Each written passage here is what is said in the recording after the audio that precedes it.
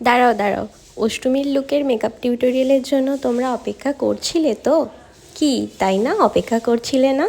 তো আজকের টিউটোরিয়ালটা তোমাদের জন্য। প্রত্যেকটা প্রোডাক্ট আমি এখানে শো করে দিয়েছি। তোমাদের মেকআপ করতে বা বুঝতে একদমই অসুবিধা হবে না। তোমরা যারা বারবার আমাকে ফোন করো সেলফ মেকআপ ক্লাসের জন্য, এই টিউটোরিয়ালগুলো দেওয়ার পরেও তোমাদের কি প্রয়োজন আছে আলাদা করে সেলফ মেকআপ ক্লাস করে? একটু মনোযোগ দিয়ে দেখো, তোমরা নিজেরাই করতে পারবে।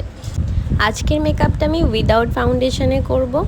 আমার আন্ডার আই এরিয়া আর যা কিছু দাগ আছে শুধুমাত্র সেই জায়গাগুলোয় আমি কারেক্টার ইউজ করে নিয়েছি। একটু আলতো হাতে হালকা হালকা করে ব্লেন্ড করে নিতে হবে। টি জোন বা হাইলাইটিং এরিয়াতে কনসিলার ইউজ করে নেব। এখানে একটা কথা মাথায় রাখতে হবে, কনসিলারটি ফুল কভারেজ হতে হবে, যেহেতু পুরো বেসটা আমি কনসিলার দিয়েই করছি।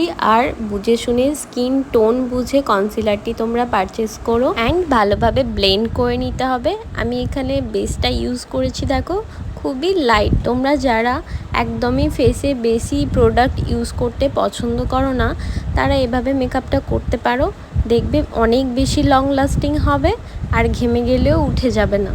আমি এবার ফেসে একটু কালার অ্যাড করব, মানে ব্লাশার, যেটা আমি কন্ট্রোল করব না। কন্ট্রোল আর ব্লাশার এরিয়াটা আমি এভাবে ব্লেন্ড করে নিচ্ছি, যাতে করে উইদাউট কন্ট্রোলিংয়েতেও একটা শার্পনেস থাকে ফেসেতে।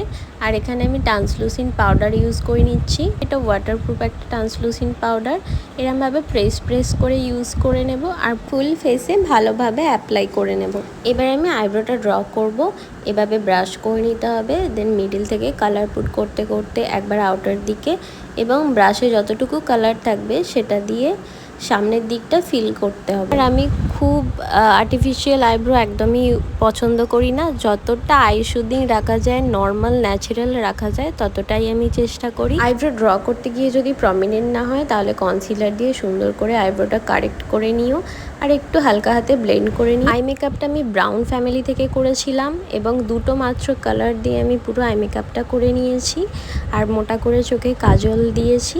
ওয়াটার লাইনগুলোতেও আমি আবার water line, lower water line দুটোতেই লাগিয়ে নিয়েছি এবং ওপর নিচ দুটোই স্মাচ করে নিয়েছি।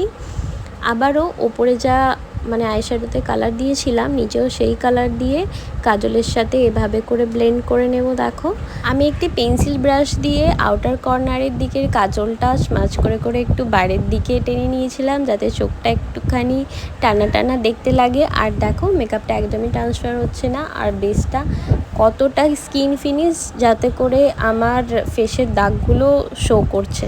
আমি এখানে শুধুমাত্র কন্ট্রোল ইউজ করেছি ফরহেড অ্যান্ড নোজটা সার্ভ করার জন্য। সেটিং স্প্রে দিয়ে আমি পুরো বেসটা সেট করে নেব। এতে করে কি হয়, পাউডারি ব্যাপারটাও থাকে না আর বেসটাও সেট হয়ে যায়। অ্যান্ড দেন হাইলাইটার ইউজ করে নিচ্ছি। আমি কোনো রকম ল্যাশ বা লেন্স কোনোটাই ইউজ করব না। আমার এই না থাকা মতো ল্যাশগুলো সুন্দরভাবে মাস্কারা দিয়ে নিয়েছি, যতটা যা ভলিউম দেওয়া যায়।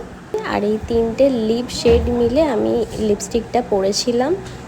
দেন স্ট্রেটনার দিয়ে তোমরা কিভাবে হেয়ার কার্ল করতে পারবে উইদাউট কার্লারে, আমি সেটাই ভালোভাবে দেখেছি। দেখো অনেকবার দেখিয়ে দিয়েছি।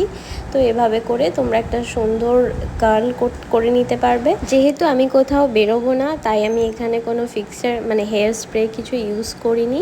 তো তোমরা অবশ্যই একটা হেয়ার স্প্রে ইউজ করো, যাতে করে কার্লটা অনেক বেশি লং লাস্টিং হবে, নাহলে কিন্তু কার্লস বেশিক্ষণ টিকবে না উইদাউট হেয়ার স্প্রেতে। আর দেখো আমার লুকটা পুরো কমপ্লিট হয়ে গেছে। অষ্টমীতে লাল সাদা শাড়ি আর মোটা করে কাজল, লাল টিপ, এছাড়া তো আমরা বাঙালি মেয়েরা কিছু ভাবতেই পারি না। দেখো তো আজকে আমায় কেমন লাগছে।